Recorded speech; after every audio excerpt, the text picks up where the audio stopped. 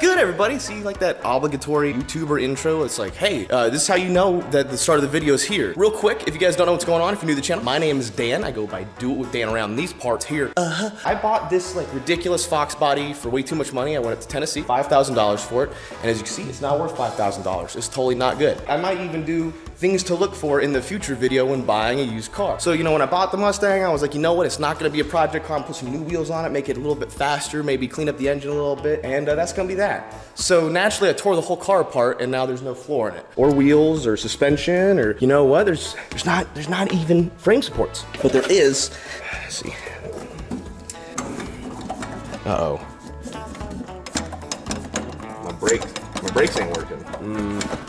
That doesn't feel good. But the point is, I decided to do some really crazy stuff. I was like, you know what, screw it, I'm gonna take this thing apart. As I started taking it apart, I was like, oh man, this thing's like really bad. Further and further I broke it down, the more I realized I was like, oh, this thing is gonna kill somebody. So we had to do everything different in it. But you know what, after some late night participating, one thing led to another. I was like, I'm just gonna like build the whole thing, dude. And now we're here. Honestly, I make my best decisions like that, but next day me is not on the same level as previous day me, if you know what I'm saying. I'm gonna answer a couple of quick questions right off the bat, right away, that I know a lot of you guys have been asking me, not even related to this car. So first things first, the most recent question that I keep getting over and over again is like, where's the dually? I know everyone's excited to get the dually back. No one is more fucking stoked to get that dually back than me, I promise you. But times are weird right now. I don't wanna put blame on anybody. I used to think it was crazy when like talk to Justin, he'd be like, oh yeah, I got like a car here and this car over there doesn't run. I don't know, I'll get to this one eventually. I was like, that's crazy, man. How do you have vehicles in places or you don't even know where they are and stuff like that? And here I am. I don't even know where the dually is at this moment, to be honest with you. I know it's in good hands. I know it's being taken care of. And I have not been pressuring the person who's helping me out with it for many reasons. Go that real quick. But the brake system on that's really weird. We were having a lot of trouble bleeding the brakes and stuff like that. And like, it just had no brakes. Like, it was super unsafe to drive, even though we got all the electrical problems taken care of. I have a couple people who are working on it at a dealership that know these trucks, and they've been kind of helping me out. But then the virus thing hit, and on top of that, like, I don't want to say names because it's personal information, but the main guy who's been helping me out with the truck, his father passed away, which is super unfortunate. It's not my story to tell. But the point is like, I just don't want to put any pressure on him, man. And I got so much other overhead stuff going on. It's not important to me right now. I want that truck back so bad, but I don't have time for it right now anyway, so I just rather be able to let him take care of himself and not worry about me right now, you know what I'm saying? So I am sorry for the delay. I want to apologize. I know you guys are looking forward to it. I hope you guys can be understanding. Most of you guys are super level-headed and you know who you are. Man, I love my fan base. A lot of you guys are psychos. You're my favorite kind of psychos. So yeah, that's number one question. Where's the dually been? Number two question, which I answered in the last video, was what's going on with the 73. I'm just doing some work on the Mustang so I can get confident to start doing the same thing to the Camaro. I do have a lot of plans for that. I've got a lot of parts, but that's coming up next. And I also have a lot of people saying like, hey man, just get the thing blasted. Just get it media blasted, just get a new frame or get a new shell, etc., etc. That's my own fault for having you guys be like constantly asking that stuff because I've not clarified my long-term plans with this. This is a decision that I made at like midnight, blasted out of my fucking mind like, this seems like a good idea, I'm gonna do it. And here we are. It's the same way I bought this car. Every decision that I've made about this car has been at like 2 a.m. Yeah, bro, let's just go to Tennessee and get you a FOXBODY. I guess I never verbalized it. I'm building my everything in this car. I mean, the only thing that will be remaining is the skin of the car that's not rusty, and that's pretty much it. Like, that is the only thing I'm not gonna be building is the skin. And that's because the car, like pretty much every inch of this car needs to be replaced. So I'm not gonna take it to get it media blasted because I feel like it's just gonna waste time and money anyway, because it's not cheap and I have no way of transporting this, etc., etc. There's so many reasons why I'm not gonna do that. Overall, it would be a great idea, but I think for what I have planned, it would just be kind of like waste of time and money. I'm gonna build my own firewall, my own transmission tunnel, etc. I'm not using the floor pans either. Like, you can buy remolded floor pans. I'm not gonna be using those because by the time I got done putting in my chassis and cage, I would have had to cut it up so much. Just buy a piece of sheet metal and make it work yourself, you know? B is for Bill did a lot of that, and it's where I got a lot of my inspiration from. I think that's fair to say. And one thing else is that I'm very particular about mentioning people on camera, whether it's like other YouTube channels like the B is for Build or the Fabrication Forums or the Fabrication Series. I don't want to mention those guys and be like a poor example of someone who's trying to learn from their videos, you know what I'm saying? I want to reference those guys because I feel like they've helped me out in the thought process and like the learning process a lot, but I also don't want to be a poor example of someone who's used the knowledge that they've given. I would hate like B is for Build to see this YouTube video or like the Fabrication guys see this and be like, this guy's a fucking moron. Why is he talking about our videos? We don't approve of this guy at all, you know what I'm saying? If my videos don't give you the confidence to just take on a project like this, theirs will. And that's the only thing I want you guys to be able to take away from this build is that like everybody who's ever made anything great before looks just like this, right? They look exactly like us. Maybe you know, prettier than me, but they have 2 hands, 2 feet, 2 legs, 2 arms, 1 brain, usually, unless, you know, other things have happened. People who built the space shuttle did it with these. You know what I'm saying? I have the same equipment, you know, they just have different firmware. Anyways, I've been ranting for probably 5 minutes or longer now.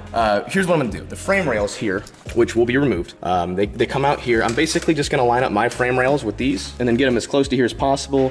Maybe tack them in place using this, but I'd like to square them and make sure that everything's nice and straight. Once I get the frame rails in, I'm gonna start just kind of bridging everything together. And then what I'd like to do is start making some solid mounting points for my sidebar. So I'll make the frame rails, that'll go here. It'll come out attached to the frame on both sides. And then we'll continue doing what we're doing, where we cut more away, build on, and then et cetera, et cetera. I think first I'm gonna finish cutting all this crap off real quick. I should have done this last time, but I got lazy. And even like stuff like this is not gonna be reused, right? Like all this metal that's just like, all this rusty ass metal, I'm gonna cut this out and replace it, but I just need a place to put it in for right now, you know what I'm saying? So just kind of tack it in place and then we'll cut all this out and replace it. I wasn't very verbal with that, that's my own fault. But yeah, let's get to work.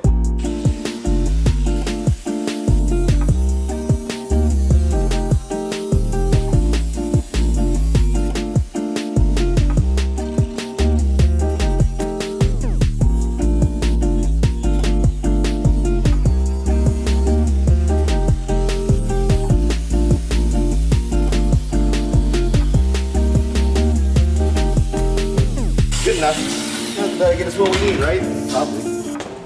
Before you even start really working on that frame rail, check a couple of things. I need to take some measurements, make sure my levels are leveled the way I want them to be leveled, you know what I mean? That being said, I'm not entirely sure that they'll translate the way that I want them to. You know my idea of like the perfect job is? I'll tell you what. It's, you know, having a shop. Just kind of work all day long as you really want. You know, you don't have a boss, you work for yourself. You get to share your stuff with online and people get to be really excited to see it and they're stoked for you. You smoke pot every day at your shop and just build stuff and it's legal and you can talk about it. My ultimate goal. That's my idea of a dream job. 2 pieces, 65.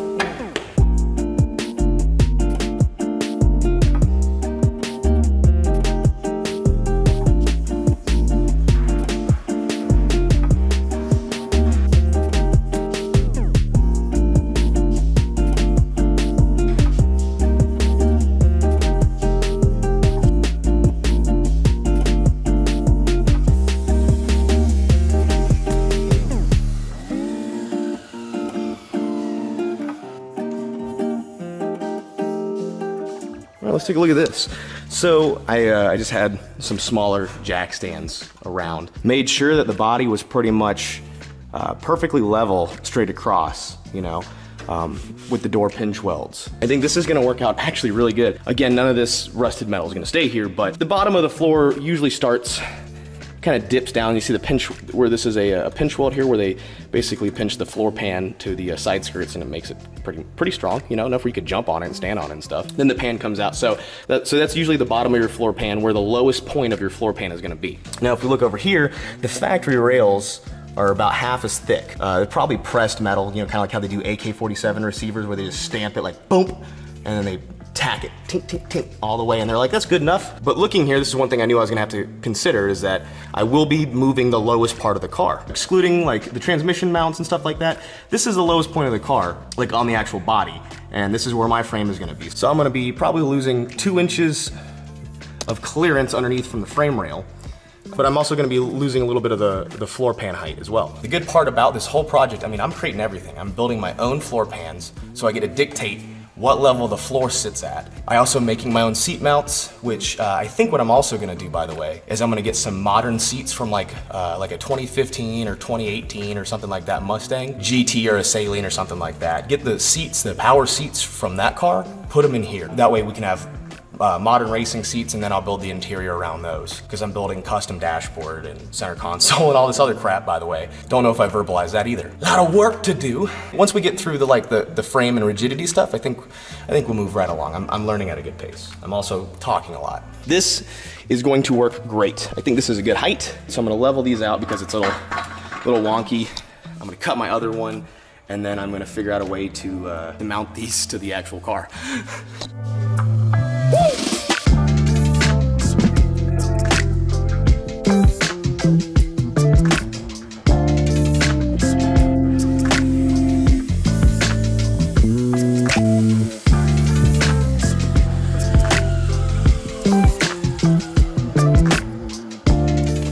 gonna do is I've decided how I'm gonna connect this. I'm gonna take a piece of tubing, notch it, and then just connect it directly to the frame rail down here, front and back, and then I'll probably do some V's here in the future, but for right now, I'm just gonna do the front and back to get it in place and then do the other side. Got this piece in here, I've got it on just 2 jack stands with a piece of square stock underneath it to make sure it's nice and like flat and square on the bottom. I've checked it, it's very level. And I'm just gonna measure it and make sure it's the same distance away from it on both sides to make sure everything's straight. All right, so I'm gonna do 2 pieces, 12-inch tube, front and back. Cut them. And what I'm gonna do to save myself some time is figure out what degree I want this to come down at. I'd like to mate it somewhere around mid-length of the belly of the tube. Also, I figured a lot of people might ask, like, hey, why don't you lay it flat? It'll be wider, but you'll have more clearance and you'll have more floor room. I think the reason, I haven't seen anybody do that. I think the reason is because this stuff is welded in the middle along the belly right here. It's a seam, and that makes it technically weaker if it's laid flat. It's more prone to bending like that than it is if it's like this, up and down versus sideways. At least, that's what I would speculate. I don't know that for a fact, don't take it as fact. I've got a couple different protractors in my shop, and what I'd like to do is basically just figure out what my degree is as far as middle of here to the tube. Looks like, doesn't have to be exact, you know, we can always grind it a little bit later, we'll probably have to, but it looks like 12 degrees, something like that. Yeah, a 12 degree angle. So we'll just, and by the way, I have several protractors. I know it sounds like the nerdiest shit in the world. When it comes to like bending tube and stuff like that, like, man, you're not gonna find a more useful tool. Yeah, they both say about 12. Perfect. So this is my little, this is my steel chop saw. I got one for wood and I got this DeWalt one. It's okay, it's not bad. You know, super cheap. I think this thing was less than 100 bucks. But it does have this little degree here. It's hard to see because this tool is, Right now it's at 0 degrees. So I said I needed a 12 degree cut. That's 15, that's about half. So that's probably about 7.5 right there, which means that that's close enough, right? Let's, you know, you don't get precision with this, you gotta do it by eye.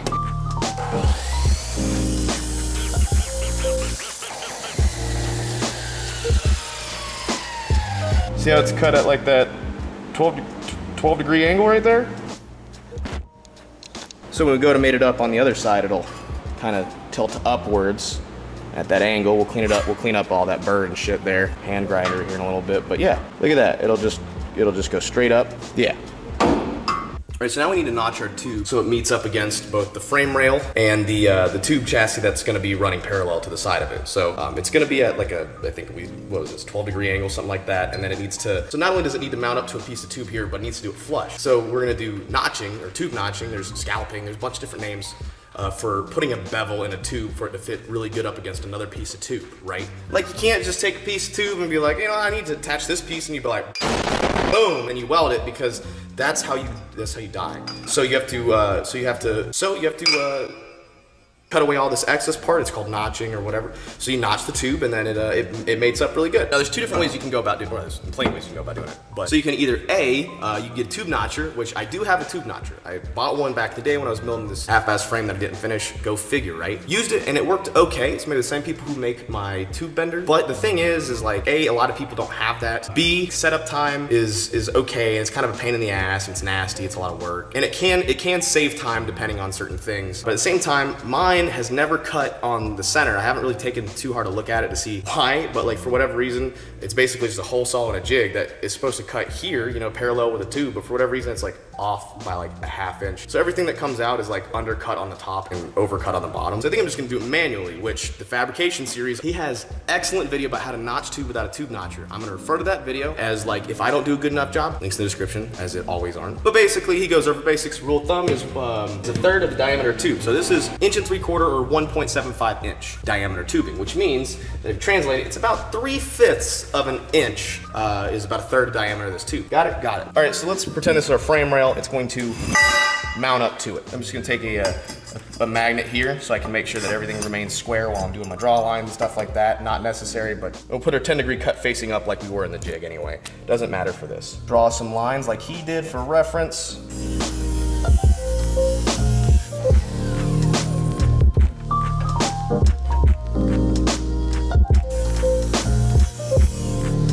Not bad. I did undercut it a little bit because I was probably gonna have to, but yeah.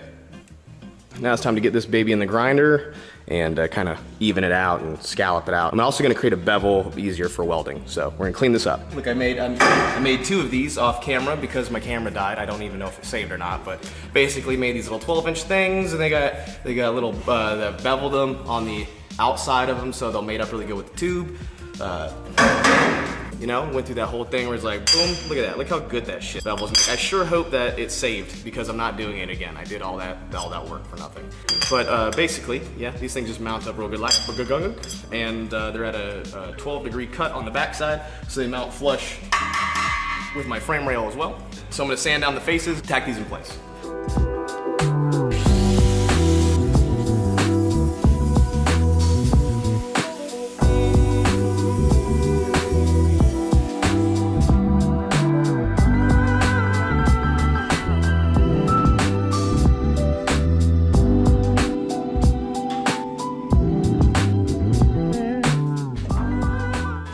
Tacky tacks.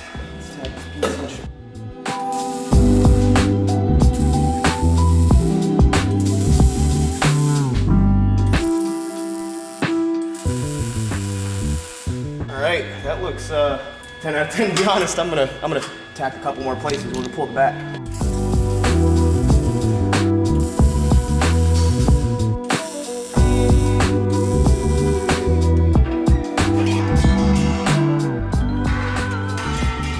Look at that, dude, we got the start of a frame rail. Hell fucking yeah. Oh, wow. That's great. Oh man, like that's perfect. That's great. All right, now we got to recreate this, so work.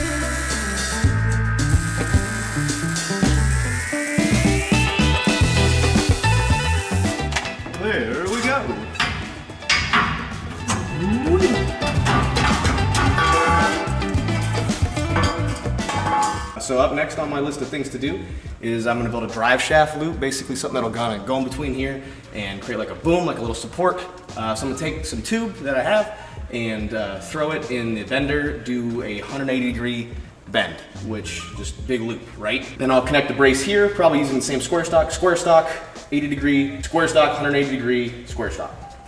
And that'll be my support in between here. Let's go bend up some tube.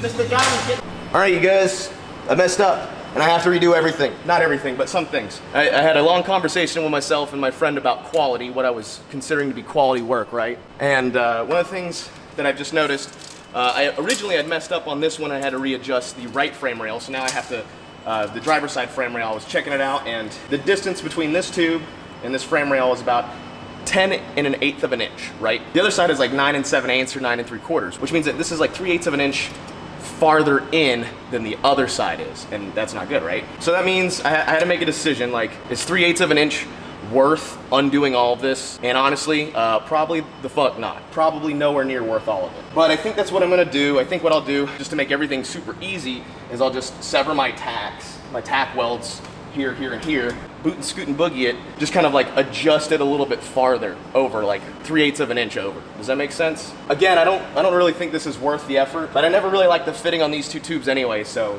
it's what I'm doing.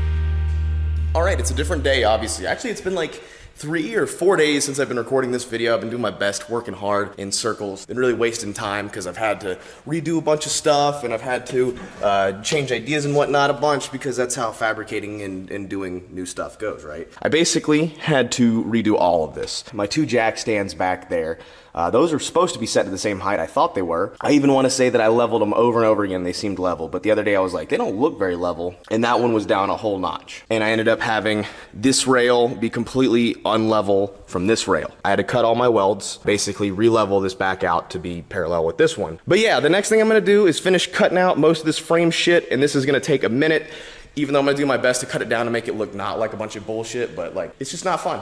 But we gotta cut, so let's cut.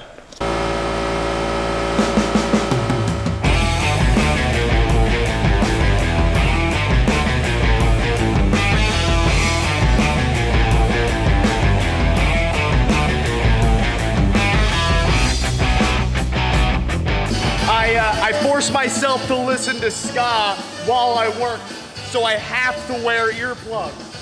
Pick it up, pick it up, pick it up, pick it up.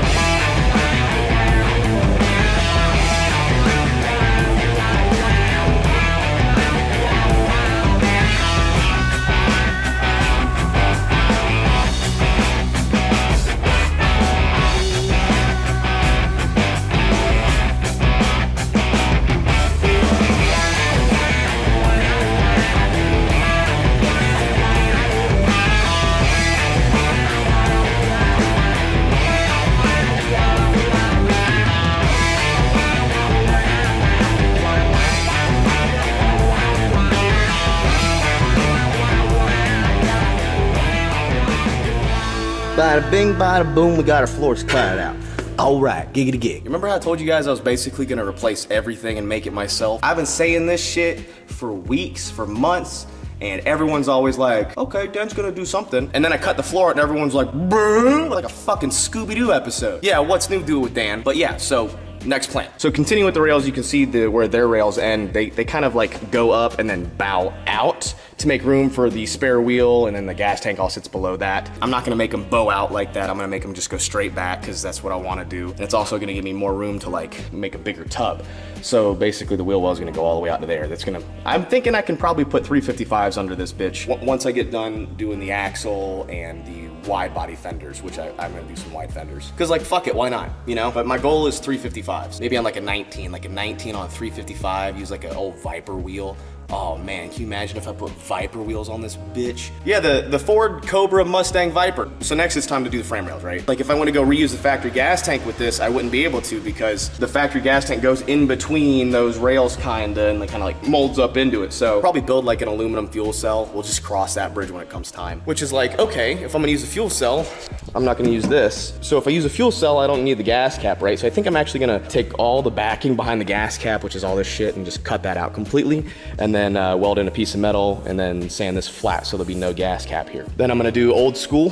I'm gonna do an old school like puller flap for the license plate, I think, and hide it so it just kind of like comes down into the fuel cell, which I'll build right in here. Or like a 10 or a 15 gallon fuel cell. I want it to be streetable. You know, I don't want to use like a 4-gallon fuel cell and be like Justin, drives it 6 minutes up the road and it's out of fucking gas. So up next it's time to do the frame rails, which kind of dictates the rest of the car. I'm kind of gonna do my own thing. I'm gonna kind of follow the way they did theirs. They just kind of bent up here. I'm basically just gonna have mine come up at like a straight angle and then cut back. And then I'll weld in gussets and filler plates and stuff like that to make it really strong. But it'll come up here and then just cut straight back. The frame peaks right around here. Like the frame would peak on that one and then bend right around here. So what I'm gonna do is I'm gonna be really ghetto about this, but it's gonna work really well, and you guys are gonna be like, damn, Daniel. The rail would peak about where this thing lined up with the bottom of the rail. This is the really cool part about building your own car.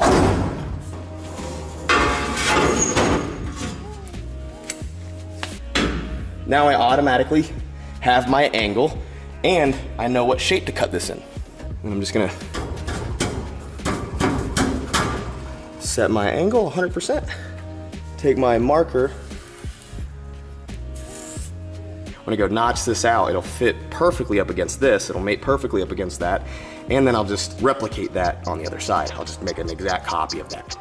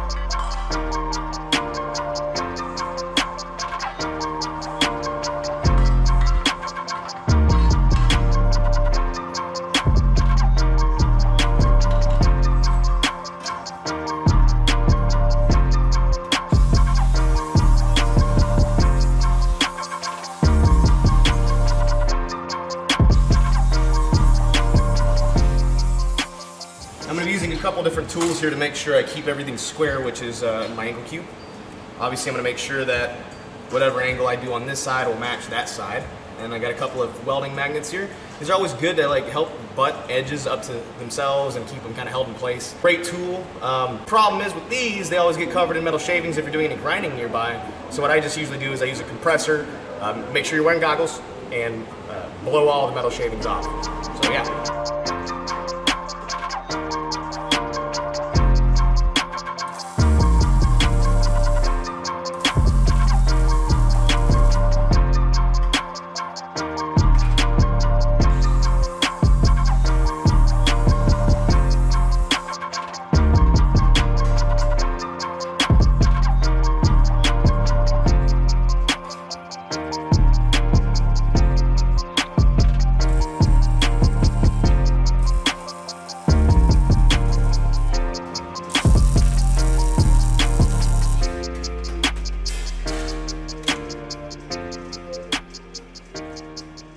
All right, so blah, blah, blah. This is where we're at. So I got the tubes going up and they match up. They're all, you know, like looking really good like that. So all I gotta do is when I get more metal, because I'm out of metal, because that's why we're ending the video today. I've got more metal on the way, be here in a couple days, and I can go ahead and finish up the frame rails, so that's why I'm gonna end the video here now. But I mean, considering the progress that we've made in a quick video, I'm pretty stoked on this. I do my best to kind of show the behind the scenes shit, but to be honest, like it's like 50% working, 50% thinking. That's a very weird process for me. And as, you know, time goes on and I get a little bit better at it, the process of like building stuff, you know, this is the first time for me, so I've had to really kind of like learn as I go. But man, I'm trucking through this. I'm feeling so confident and so good about this.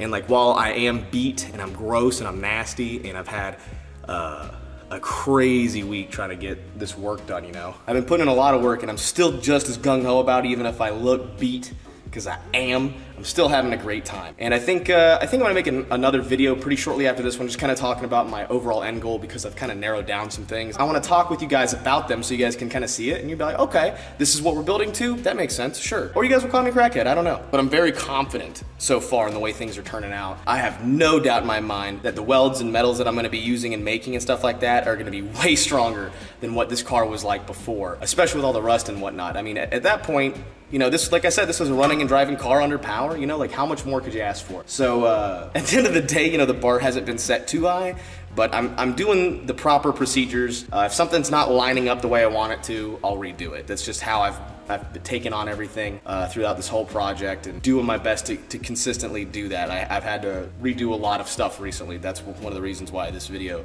took so long to make, but I mean, I feel like we're trucking along. And then once I complete the rear end, like the frame rails and stuff, like once all that gets done, once all that's done and whatnot, it'll be time to move on to the front end, which will continue our frame rails kind of gunk, you know, kind of up to where they'll match up with these, and keep it pretty consistent with like the shape and layout of this. Either way, I have a lot of cool ideas that I'm gonna tell you guys about in the next video, and I want you guys to be a part of it. It's gonna increase the build time for sure. Man, it feels good to finally do the thing that I feel like I've always wanted to do, you know? And it's just coming together, you know, one piece at a time. But that being said, I'm gonna officially end the video here, guys. I wanna say thank you again from the deepest part of my heart. Like, this kind of stuff wouldn't be like possible without you guys, without all the support and all the people who just wanna like enjoy it and learn and watch me learn or watch me fail. Who cares, you know? Like, the point is, I'm really extremely grateful that I get to like literally pursue my passion every day, because you guys have been just that incredible. And I also have to thank the biggest support of the shop, which is Avalon King. I don't want to ruin it right now, but Avalon King is actually fucking ruin it right now. They want me to do another car build, not like this level of car build. Thank God, not this level of car build. But they got a really cool, car. Subjective. It's totally subjective. I think it's fucking rad. I think the car that they're gonna give me is the raddest fucking thing on earth. But it's just so many cool ideas with it. I'm gonna end on that note that we have another car coming. It'll be way more low-key than this. So I hope you guys are excited about that. I'll see you guys in the next one.